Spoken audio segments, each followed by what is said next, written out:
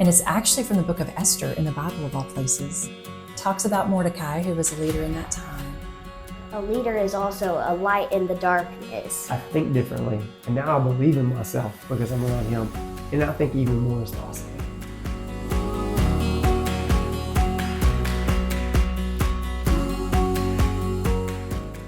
Welcome back to another episode of Leading Lubbock, the podcast where we highlight the voices shaping our city and beyond.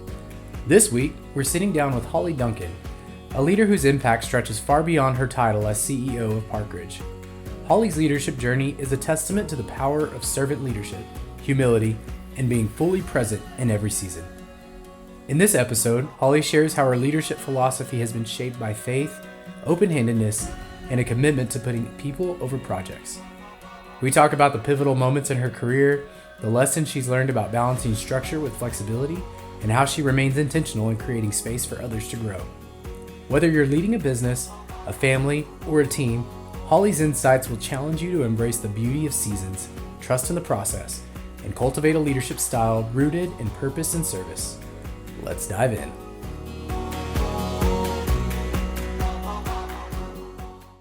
Thank you for joining me today. It's an honor to be here. Well, I'm excited. We're kicking off episode number 9 of Leading Lubbock. Great. And very early on, we had the privilege of speaking with Kathy Crockett, who you know well. Yes. And when asking her who is somebody that she really looked up to, who she saw as a leader in our community, making a big difference, 100% guarantee there was no hesitation. Oh. She said your name. Aww. So I love it, and I'm glad you're able to join us. Thank you.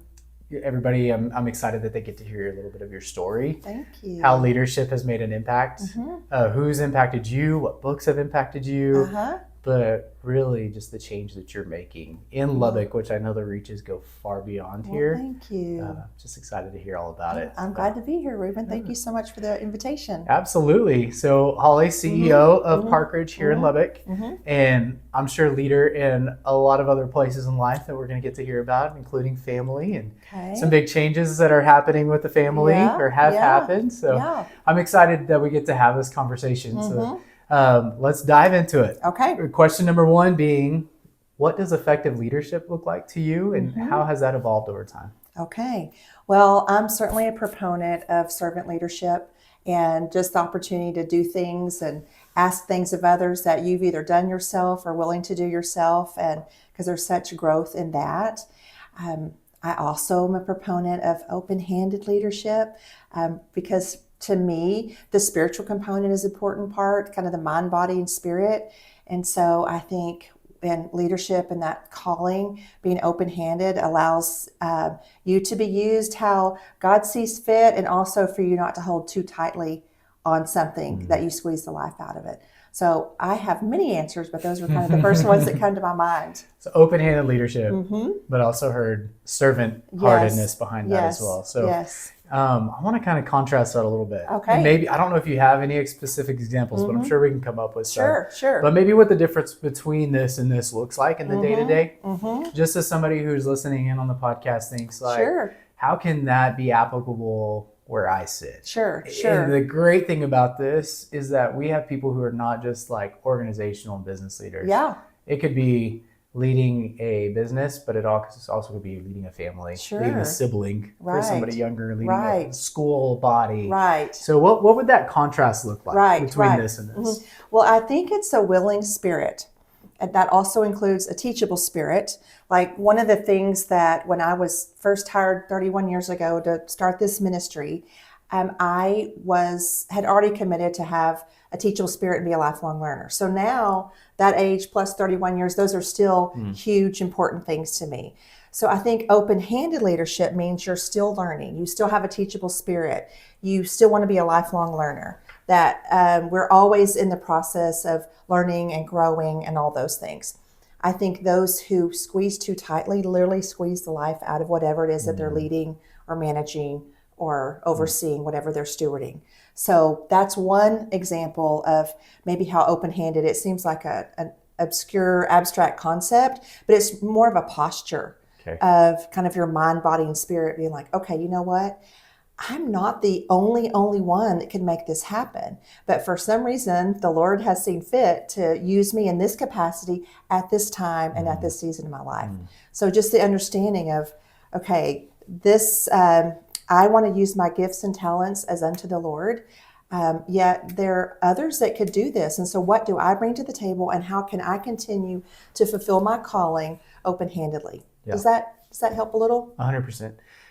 You hit on something that's been on my mind a lot in the last several weeks, which have been seasons. Yes. Because even when we're leading in one capacity or we're in a position for a period of time, it's so seasonal. Yes. And I think even being open-handed with that concept of it could be different in a month or years from now, but for right now, yes, this is where my feet are. This That's is where exactly God right. has called me to be. Another thing came to mind, and I'd love to get your thoughts on this too, but you mentioned hands, and I'm also thinking, like, what are the other body parts that we could use as analogies for the open and closed, like being open-hearted versus closed-hearted, open-eared versus closed-eared. Right. That's right. Same thing with sight, same thing with what we say or how we receive something maybe. But just I think this concept of opening versus being closed off. That's right. Well, and another metaphor you could use is your feet. Be where your feet are. And also one of my favorite quotes is Jim Elliott, wherever you are, be all there. Live to the hilt every situation you believe to be the will of God. Can you repeat that one more time? Sure. Wherever you are, be all there. Live to the hilt every situation you believe to be the will of God. So that's another kind of open-handed, but also kind of be where your feet are, be where your heart is, and be all there. And I think just in different seasons of my life, some are more challenging than others. Just on, if you have little babies at home, or you're then trying to get kids to and fro, basketball games, all those things. Sometimes there can be a temptation to, when you're maybe at work, you're worried about or fretting about family, and then when you're with family, you're worried or fretting about work. And so the concept of wherever you are, be all there. Not tapped into your phone or tapped out of where you're supposed to be. So that's maybe another metaphor. We talk about hands and feet, but also I think we don't want to be double-minded. We want to be wholehearted as unto the Lord. So some of these things, and so hadn't really thought about necessarily the metaphors of that, but let's keep diving in. You said something that really convicted me for my weekend. Is that right? Or reminded me, maybe not convict is the right word, but reminded me. So I had a work text message I needed to shoot off, and I know I was in the kitchen. I don't know what I was doing, but my daughter, who's 8 years old, was right behind me. Yeah. And she said, "Dad, be where your feet are." Yep. Man, who taught you that? Probably her dad, right? It was probably me. I'm sure I've said it. Are you familiar with Bob Goff? Yes. And that's a big line of his, be where your feet are. That's right. I love that. Okay. Yeah. How about some specific ways that you embody leadership in your daily lives? And that can be like practices or habits that you find most effective. Well, one of the things I think in leadership, we need to have our plan. But we also, as leaders, it's people that are so important. You have to have both. You have to have that. I think ensuring that you aren't putting projects over people or plans over people. You have to do it all, right? You have to incorporate all those things. But I think that you have to have enough margin, and you have to have a mindset of, okay, I'm here for those we serve, and then also those on our team. There's a reason that God's put me in this place. And so how can I encourage them? How can I learn from them too? But I think just having enough space that, now I know that there's some times that you literally have to go from one meeting to another. That's what I did today to get here. Yeah. But just having enough space, not only on your calendar, but on your mind and in your heart, that you don't miss something. Because I think in leadership, sometimes the biggest ministry opportunities are in the interruptions. And so I think that's important. And we can maximize. I mean, I'm the type to, I'm like, I want to maximize this. But what if maximization actually includes enough space for those interruptions? I think that's what's so important. And that's a lot of what we deal with those that we serve. They feel like their whole life has been put on pause by something unexpected or uninterrupted. And I think sometimes we try to rush through those things. And so I think just taking a moment to pause and breathe. Now, I'm also a licensed professional counselor, so don't want to go counselor on you. But seriously, the whole thing of breathing and stopping. So there's the great thing about productivity and meeting goals. Yet, if that's at the expense of family or people, then it's not going to be all that I believe it could be with true servant leadership and open-handed leadership. Where do you think that happens? Like planning out, trying to create the margins? Because I think a lot of people listening, or a lot of people at least in leadership, like, yeah, if only, if only I had that kind of time. If only, but you're in the same boat. I mean, you've got meetings and full calendars, and so what are ways that you've practiced of just making sure that you have that space for the interruptions and the margins? Yeah, I think it's just intentionality. And, we taught our kids growing up, I mean, the first time you see someone and the last time you see them for the day, if it's reasonable and possible, tell them hi. Your kids, when you get to the office, tell folks hi. And I'm not saying that every time you walk by, you got to have a greeting, but there's something about even just connecting with them. It's like, okay, I've got a couple meetings, but I'm just around the corner. I want to see how that ended up. It's kind of the intentionality in that connection. So I think that's important. That's a key word for me, is intentionality. Okay. It doesn't mean it's easy. And leadership in life ain't for sissies. That's what I say at the office. It's like life, and they're like, ain't for sissies. And so there's some days when we don't get it, or some days when we have more things on our list than we have hours, or we have those interruptions that come about. And we've got to take care of business. But I think it's like allowing some space to not let our projects supersede our people. Yeah. So in those moments, because I'm sure there are times when interruptions happen, and may not be the most convenient time. Yes. Interruptions usually aren't. That's but right. There may be like a big project or something going on, and internally, maybe you feel a certain way. Yeah. What does it look like? And have you experienced times where you've got to? Yes. Okay, I'm gonna do something, and you said intention to make that switch over. Do you experience that, and how do you navigate it? For sure, because there are times when you can't take a break. It's like you acknowledge, hey, there's something I want to visit with you about. I need to finish this. Hey, I'm gonna shoot you an email. I'm gonna send you a text or whatever. It's trying to, pull all that stuff together. Our parent superpowers, trying to do, although, there's all the research that says multitasking is a myth and all that. That's a whole other podcast for a whole other day. But I think this is kind of a segue comment for that. But I remember when I was growing up, and my parents used to tell me, if you do your homework and you study for the test, you can ask God to help you. But if you don't do what He's asked you to do, or what you're supposed to do, you can't just pray for a miracle. So the whole concept of God will not necessarily do by miracle what we should do through obedience. So He can do whatever He wants. But if there are things that I'm trying to shortcut or short circuit, it's hard to say, I need a miracle when you haven't done your part. So I think sometimes those things, whether it's intentionality or leadership or trying to manage multiple things, it's like, have I done my homework? Have I studied and prepared? And if so, all these other things seem, how am I doing it? It's like, Lord, I need you. And He always wants to help. But there's a sense of obedience and what is our responsibility in the situation too. So yeah. I also hear a line of, don't put off until tomorrow what can be done today.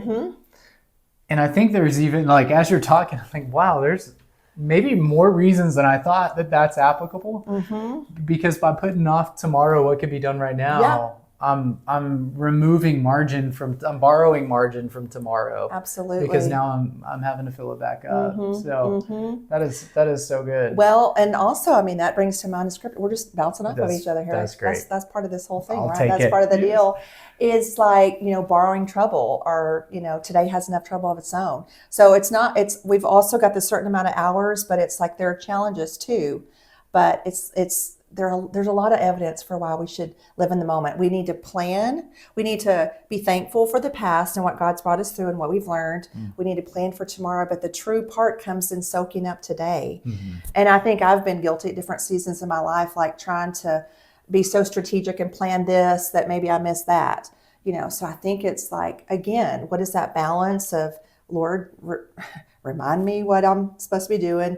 And again, it goes back to, I'm the only one that could be my spouse's wife, and the only one Yeah. that can be my children's mom. They're young adults now, but someone else can do this. And so what are those things that only I can do? And not because I haven't perfected, but because that's what my calling is. And so if all those other things, a board or a committee or whatever, someone else can do them, that's where that open-handedness comes. Now, if God sees that I'm fit to serve and I have something I can bring to the table, that's one thing. But the moment I start thinking they can't do this without me, it's a slippery slope. Yeah, that's really good. I think there can be pride. Yes. A temptation of pride Yes. on, well, this is all I have going on, and That's I am right. a mom and a dad. But as you're talking about it, there's so much humility in how you're approaching that and saying, like, this is what I've been entrusted with for right now. That's How do I take care of what's been entrusted That's to right. me? And That's and there's so much to that. And a lot of it's your people. Yeah. And your people are all around you. One thing a friend of mine had me do the other day was create a prayer card. And in this prayer card, it had me in the center, which sounds a little egocentric, but had me. Yeah. And then everybody who was in my circle around me. And it could be in different elements of work. Yeah. It could be, of course, my family, extended family, community, and friends. And to spend time every day kind of going through that, it really has recentered me on who God has put, because it's this season. Yeah. And it's not always going to be these same people, and work's going to look different. That's and my community will look different, and my kids' school will look different. But really being in on where you are. Soaking it up, because it just goes by so quickly. Yeah. It feels like every year, and I feel like I've sounded like an older person when I'm like, oh, those kids, they grow up so fast, but they do. And every year truly goes by exponentially faster. So it's just a matter of soaking it up, trying to be all there. You don't get it right every time. Yeah. But if you see that you're having consecutive days of not getting it right, it's like, what's going on? Like, what do I, who are the people in my life that can help hold me accountable or can ask me the hard questions, or what are the systems in place that can help me? What are the daily habits, or just, being in the Word and all these things. Yeah. The other thing is not only I'm the only one that can be Todd's wife or Ashton and Ethan's mom, it's also keeping that in the right order too, as well. Again, that's a whole other podcast for another day. But I think it's really important that the gifts that they are as our children, that they don't become the center of our universe, because then that kind of tilts things off too. It's like, okay, the Lord has given us, and we, because those seasons change too. Yeah. And it's like we are our kids' go-to person until, like, our daughter's married. She's to a wonderful young man, and they are just loving life. And her role has changed, and my role has changed. So that's part of the whole seasons thing. So I think it's important too to keep it in the right order of, I'm a daughter of the King, I'm a wife and a mom, then a CEO, consultant, board member, all these other things. Yep. So the order matters. And it helps you make decisions. That's exactly right. It's a good hierarchy of. Have you ever read the book, The One Thing? I think I have. But... Okay, I need to get you a copy of it just to have, because there's this concept of juggling balls. Yes, some will bounce. Yes. And some you drop and they'll just shatter. That's right. And I'm sure the concept shows up in a lot of places. But man, there's some things that you got to catch those and not let them fall. That's right. That's exactly right. Yeah. Yes. They're not bouncing back in. Well, and Henry Cloud's the one that says we need to be reminded more often than we need to be taught. Okay. And so it's like, we know these things, right? We know what's going to balance and what's not, but we need to be reminded. Yeah. Selfishly, that's the reason that I get to, I'm having so much fun in this podcast, is I'm around people like you that just remind me all the time. Oh, well, so ditto. Feelings mutual. Yeah. Just having those people in your corner. Yes, for sure. Extremely helpful. Yes, absolutely. Okay, switching gears a little bit. I'd love to know a pivotal moment in your life or career that had a major impact on you. Is there any moments that you can think of? Yes. My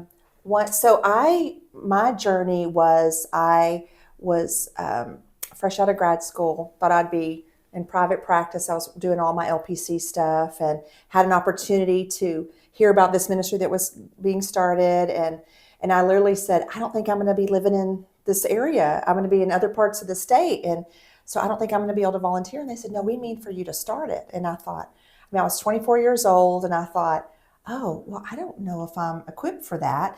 But I had been doing all that was preparing me for licensed professional counselor. And it was like, well, I don't have to have experienced every one of these diagnoses to be able to help someone with that. I mean, there's a sense of experience can provide certainly a lot of influence into how you help someone. But you can have training in something, and it was like, I just need to know the truth and be able to articulate it in love. And then that provides me with a wealth of knowledge to help start this thing that was way beyond my comfort zone. I mean, it wasn't even on the edge of, it's like, okay, live on the edge of your comfort zone. I mean, it was way out of there. And I was like, what in the world? Wasn't even in the ballpark. Yes, and I wasn't even married at the time. And so I was able to start it and put, 80 hours a week, getting that thing started. At 24. So even then, I surrounded myself with people who had different areas of expertise. And I still do that to this day because I love, that's the body of Christ, right? It's like, so that's what I was doing. And we had a board, and I created an advisory council with amazing people on it. And so then ended up getting married to just my best friend, and so proud of him. And then we had kids. So I was actually over about 50 volunteers, and we didn't have any other staff members. And so it was just me. And I remember telling our board, I'm actually going to take a maternity leave, and like someone else might need the key to the place, And I remember, Ruben, I remember where I was, that I was starting to fret about this. Like our daughter's going to be born in 2 months, and what am I going to do here? And that is when I was like, Lord, you've got this. And that's really when he put on my heart the concept of no one else can be Todd's wife. No one else can be Ashton's mom. Someone else can run this place. And I remember literally where I was, and I was like, okay, Lord, it's yours. And it was as if God said, now I have you right where I want you and need you. I said, just wait. And so the board was having this special called meeting, and they were saying at the exact same time. And usually I was a part of those meetings, but they were just having like a brainstorming meeting. What can we do? Because at the time, I still was using my computer that my parents had given me as a grad school gift, in my office. And they're like, we need to get her another computer. We probably need to get her someone who can at least unlock the door. And let's give her some flex time, especially while she has a newborn at home. And it was the total thing above all you could ask or imagine moment, the Ephesians 3:20. And it was like, but it wasn't until I said, Lord, it's all yours. You don't have to have me to accomplish your purposes. I have the blessing of getting to be involved in these wonderful things that you're doing, but he can do it without me. And these are the things and people and roles that he has entrusted to me. And so that was a very pivotal moment. And I mean, that was 26 years ago. And so I still think about that of what are those things that only you can do? Like you're a husband and a father, and you're successful in your business, but the truth is someone else could do those things, right? So we've kind of already talked about it. So it just really reiterates and confirms that was very pivotal for me. And so I was 30. Yeah, and you could fight it. Yeah. Or, and it goes to this, right? Yeah, exactly. And I love how concepts start showing up as I'm talking to people. Like you start to get a feel for, and usually it's the beginning answer to the question. But I don't know how many things I think I've fought in my life because they need me for that. What are they going to do if, and not even in a prideful way. I think sometimes, I think it probably is a false pride or, false belief in somewhere self. deep down in there. But I think a lot of times it shows up like, I gotta be the one, I gotta be the one to get my time. And God has somebody else lined up. Like, nope, he's about to say, Coach, let me into play. I'm going off and taking off with it. So what I think too, when we're at the point where we see that he could use someone, just a posture of, I'm here ready if you need me, but I'm not doing this. And that, for me, it was literally as if God said, I have you right where that's where, just hang on. It's like sometimes the answers are wait because he's got to see a work in us. Other times there's a work that in the whatever it is, another person, Since it's all the company. webbed together. He's always at work, and that's where we want to see where he's at work and join him in it. Man, Mm-hmm. this is so good. And this is why you're such a great leader. I love these concepts, and I get to watch firsthand. We're sometimes together in a room and get to see how you lead and the way that you respond to somebody else when they're asking questions about I just need some advice here, and the way that usually, I think every time I've heard you speak, it starts with either the word serve or about a person in particular. It's never like this inward. It's usually outward focused to an individual or an organization. And I just love that. And I think when you start there, leadership kind of, it takes off. Thank So, you. Well, yeah. you definitely have a gift of encouragement. Well, well, thank you. Okay, so what is one lesson you've learned that you wish you would have known earlier in your journey? Well, I think that sometimes, whether with our employees or our team members or maybe even our kids, we maybe want to help them do something that can teach them, but really, like it's when your children are learning how to tie their shoes and it's like, let me just tie it for you because we got to get out the door and get to school. I think just because you know how to do something doesn't mean that you have to do it right then, because there's virtue in the struggle, for that other person. And there were things that God teaches us when we're in the midst of that struggle. So I think whether it's, a leader or a parent or whatever, we shouldn't just take on things because we're trying to spare someone else. Now, there are safety issues, there are all these things. But don't figure out how to cross the street by yourself. Exactly. But there are times that it's like, we have to let them figure it out. Which is hard. It is. Especially, so hard. I've got a 6-year-old. You say tying your shoes, Yes. and I'm like, the hurry's real. Yes, The rush. Yeah. And also sometimes it's like, you'll get there. It doesn't have to be a right now thing, but and I think sometimes I don't want him to struggle, and that's such a light example. But sometimes it could be heavier than that, and yet I think he's hoping to struggle. Yeah. Like he's okay with. Yeah. Trying and just show me the first step. Let me at least work on that, and I'm going to keep trying at it. But man, even with employees, let's let them struggle too, or with coworkers, or with whoever, your even spouses. Yes. Sometimes you want to hit the easy button. Yeah. Man. Well, in certain things, it's like we don't want them to bypass God because we are going to come in there with some answers or some rescue. It's kind of like, oh yeah, just because I can doesn't mean I should. Yep.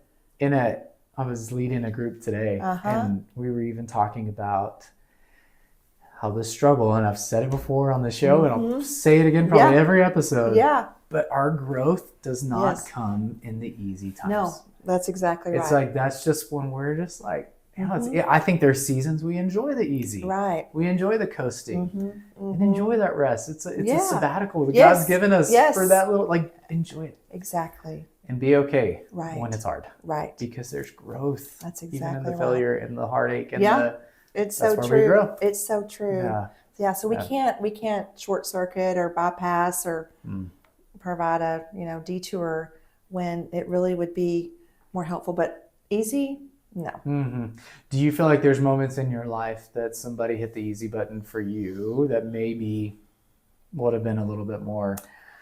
Good question. Gosh, not necessarily. Okay. I mean, I'm sure that there nothing that just nothing comes that just, out blaring in your mind. Yeah. No. Okay. I'm sure there is. I can think of a few things that I'm like, man, I think somebody needed to help me out a little bit more. Yeah. So Kathy Crockett's got, she says this a lot, and I love it. Because there's a difference between nice and kind. That's exactly right. And sometimes being nice is bailing somebody That's out. right. Sometimes being kind is letting them learn through it. That's exactly right. I mean, scripture is right next to each other, and it's like bear one another's burdens and carry your own load. So it's like, which one? And I remember, I think I was in junior high, and our youth pastor did the analogy of everybody's got a backpack, and you got to, carry your own rocks.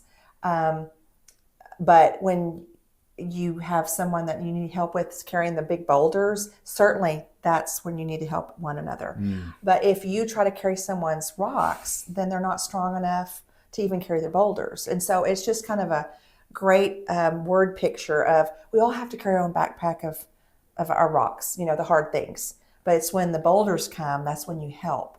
But if you try to take that away and help them with even the rocks, then they're not as strong as they could be and all that. And you're wiped. Right? Yes. How well are you Yes. doing in your journey? Exactly. Okay, so the book. Yes. I asked you for a book recommendation. Yes. And this was a tough one. And you could tell me why. It was a tough one because you said it can't be the Bible. That's right. And it can't be one that one of my other guests have already used. So since I'm number 9, I got to think about, okay, what would I like? And so certainly the Bible and Necessary Endings was another one. But a dear friend of mine, Dr. Kathy Crockett, took that book. Right away, right off the bat. I think I maybe even shared that book with her. I think you did. But that's I'm pretty okay. sure that's what she said. Well, but I'm glad it's helped. That's the point, right? It is the point. Mm-hmm. And I cannot tell you how excited I am that you were the one that picked this book. Well, good. Because it is one of my favorites. And I think if somebody asked me the same question, come on the show, you got to pick one book. Yes. It's this one. Yes. So I'd love to hear a little bit about why it hasn't impacted you. What have you taken from it? Yeah. What does this mean to you? Yes. Well, it's not only the book, it's also like his Monday thoughts or his Thursday questions or whatever. I think that it's so easily digestible. That's what I love. When something is so simple, it can be profound. Because it's so clear. The whole thing of simple is greater than complicated. Yep. And so there's a lot to this. Now, I think if we laid that over biblical models, then it's going to be even more effective. because we do have the commitments and the rituals and the habits of being in the words. But I think they're just small little, not only habits, but just the way that he says what he says. It's very easily digestible. What do you love most about it? So my agents probably hear this. I say my agents. the agents that work here in our office, they're side by side with me. They hear the analogy all the time with the shoes. Yes. So I don't know if you remember the story where he wants, I think it's a marathon, but it's the concept of just getting out and running. That's right. And it all starts by putting on your shoes and creating a habit around that. And this concept of casting votes for the type of person that you want to become. So I did that. And since I need to get back on it because I love to run, I think it's very therapeutic. But I wasn't good at just like flipping a switch and waking up early in the morning. So I first started by moving my alarm clock back 5 minutes before I absolutely had to get out of bed. And I did that for a couple weeks. And then I did that plus put my shoes on. And then I started moving my clock back. And I bet it took me about a month to 2 months. And I was finally barely running. But I was outside and it was such a rhythm by that point. So those are the concepts of like these are just like little word pictures and I think by the time it will for sure be after the New Year's whenever this airs. But right now where we sit, New Year's is going to be right around the corner. That's right. And New Year's resolutions are so hard to keep. And I'm like, it's right here. That's right. And slow it down maybe a little bit and start building on what you already do. Yes. It's just a lot of great resources for sure. You're talking about shoes. There's also, it's kind of a segue comment of Coach John Wooden. We're a basketball family. So wisdom from Wooden, right? Yep. But he talks about how important it was. He would teach his players how to put on and tie their shoes. Because he said, you can be an all-star, but if you don't get your socks right, you're going to have a blister and you can't play. Or if you don't get this, you're going to be, So talking about just the basics and the being committed to those important things and start with lacing up your shoes and putting on your socks right. That's it. So I think there's also somebody who was a trainer with, there was somebody who was competitive cyclists. And it was like one small change that they made to the bike or to something That's about right. it. That's right. And their whole team, whole biking team had, incredible. And they went from like Olympic medals, like from nothing and being kind of outcasts in the whole biking world to Olympic medalists. Yes. So I'm gonna have to go back and find the Yes, story and share it. yes. But man, the little things like yes, that, I love the concepts. absolutely. And usually you find some of the most remarkable leaders and Yes. coaches are the ones that are Yes. focused on the Mhm. minutia, is That's what we right. would call it. Of That's like, that, you right. don't need to take care of that. That's Like, right. but it's all the little Yes. things. And my husband, he's a college basketball coach, and both of our children just college basketball. They've done really well, but they have so many hours in the gym that no one sees, or all the movements. It's like, when you learn how to drive a car, it just takes so much energy, turn on the blinker, do all those things. And so then it's just like natural. But they, including my husband, they all hold some records. So I was a soccer player, so I don't have any basketball records, Yeah. but it's just all the things that you do behind the scenes. And then my husband says, the great players make the things that are hard look easy, and the average to less than average make things that are easy look hard. Oh, wow. So it's like when people they'd see our daughter or something, like, they make that look easy, and it's like, that's part of what, and that's how it is. It's a hard play that they make easy, but then the average ones make something that's really easy look hard. I'm so glad you brought up sports, just because I know it's so important to you, and you could pull so many analogies from sports. But, Yes. man, that's so good. So what in our lives are we doing right now that look easy? That's right. And or maybe it's not really much. And That's how do we right. hone in on our skills, whatever we're doing? That's right. We could be a Right. stay-at-home mom. I'm Right. thinking of my wife right now, and she's going to be teaching our kids Yeah. at home tomorrow. Yes, that's awesome. And Yes. just diving in Yes. and making that look easy Yes. in any area. Yes. I love it. So one of my mentors is Bob Beal. He's Okay. he's one of the founding board of director members that Focus on the Family. And I had the opportunity to be a consultant with them for a while, and they brought him in to train us about 25 years ago. And he's written a lot of books. He's amazing. Like, I want to be like him when I grow up. And he just celebrated his 80th birthday. Oh. But he says it takes 15 years to become an overnight success. Yep. And I think others have said things in those certain ways, but he's also one that's like, there's profoundness in the simplicity, and it's just, what are these things that we can remember kind of as a framework that we can implement, that it's teachable, it's transferable, it's all of these things. And so, like we started with, it's like, we're leaders, but we're also called to be, for our spouse, a parent or friend, all these different hats that we wear.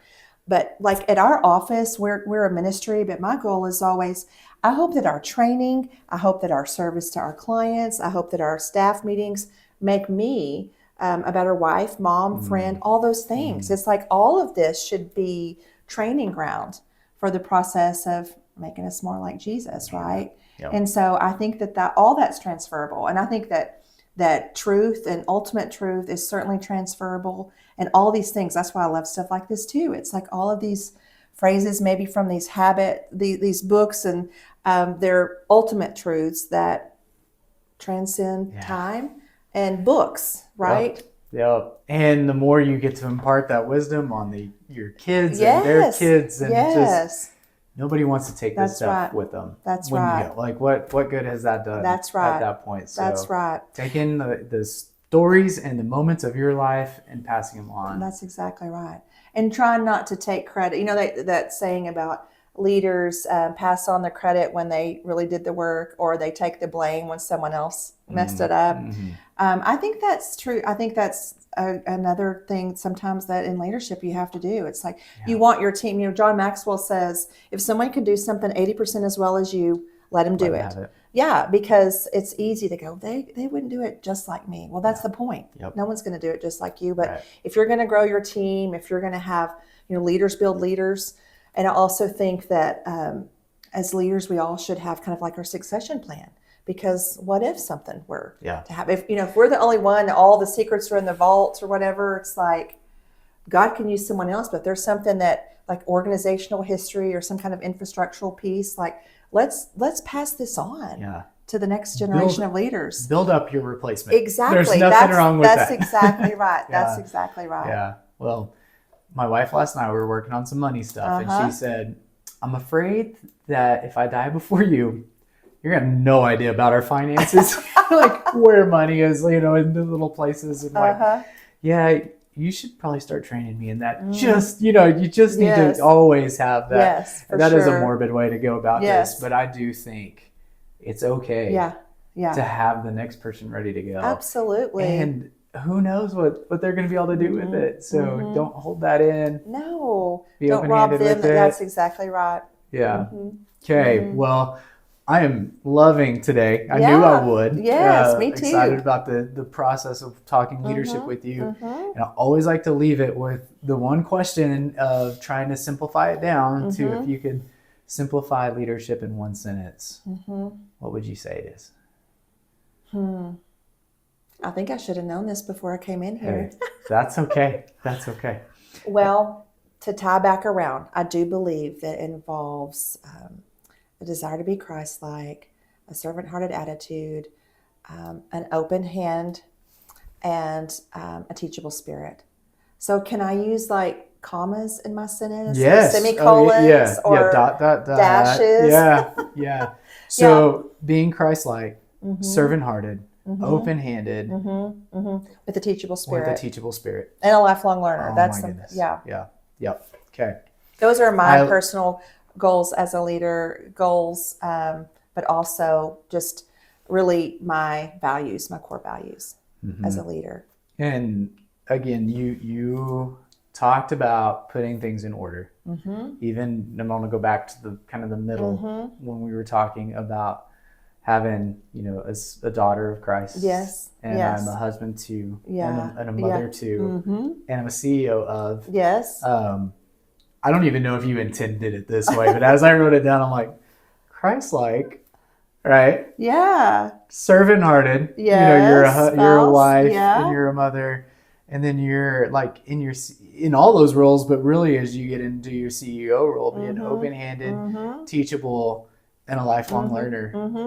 I love your consistency. It's just really cool that you can tell when somebody has something really embedded in their heart. And I think even just having conversations like this, same kind of stories show up, same concepts, and even the way that you present it is very, very much in line. Thank So you. Well, I thanks love for that that about observation. you. Well, thank you. You bet. Well, thank you for all you're doing. Yes. You may not know. I'm sure you have a glimpse of the lives you get to touch by people who give you feedback. And yet I think you are reaching so many more people than you even know. I don't know how many times I've heard the name Holly or I've said Holly, and it's like, oh my goodness, I love her. And Thank you. just keep doing what you're doing. I mean, I just walking, just living. And I know you're touching lives, and I know you're being teachable, and you're allowing people to touch you too. So well, thanks, Ruben. I love how this is just on your heart and you're making it happen, because I think too, sometimes we can have a lot of great ideas, but if we don't execute, then they're just ideas, right? Yeah. So I love how you've kind of brought this to fruition. And so that's awesome. you just got to not think about it. That's it's like when right. you're jumping into a cold pool because That's somebody right. dared you. It's like, just don't think Just go about for it. Just That's jump. right. Just go for I it. feel like that's much of life. That's right. It's just taking the lead. Absolutely. So, well, thank you for this afternoon. Thank you. Looking forward to seeing what all you do in the future. And thank you again for being on the show. Thanks, Ruben. I appreciate it. You bet.